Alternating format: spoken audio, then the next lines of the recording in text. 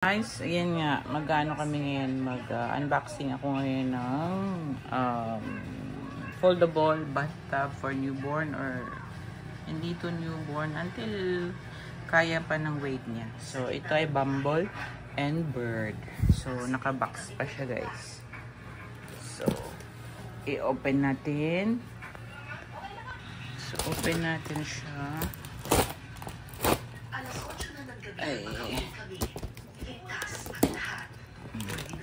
Ayan.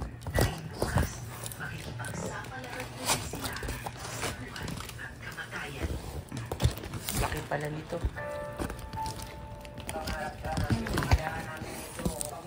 Ayan o. Ang laki. Mga nandito sa gobyerno, sana kahit maliit na ay bilang doon mga kabulukan. Kasi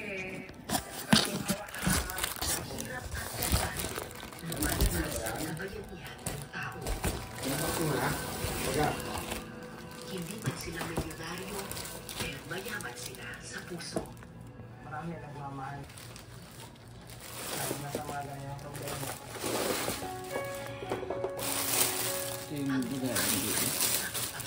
Cotton yan, Day? O ano? Washable yan? Nga? Ano yan, Day? Plastic? Rubber? Hindi nababasa yan? Hindi. Hindi nga. Ay, baby, ang ganda oh. Ay, babasa ko pero ano mo lang. Ano?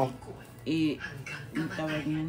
Papatuyuin mo lang? Hindi ang tagal niyan. Hindi malutulog. Huwag mo lang gamitin. Gamitin mo yan. Hindi, yun na lang oh. Pwede na yan. Wow, ganda ng bathtub. Wow, portable. Ano ba? Wow, portable yun oh. Ganun. Wow. Tapos, Wow, dandan. ganun pala. Wow. Oh, huwag mo na yan, Day. Tapos lalagay mo lang ito dito. Wow, ang ganda, baby. Sa GMA Public Affairs YouTube channel.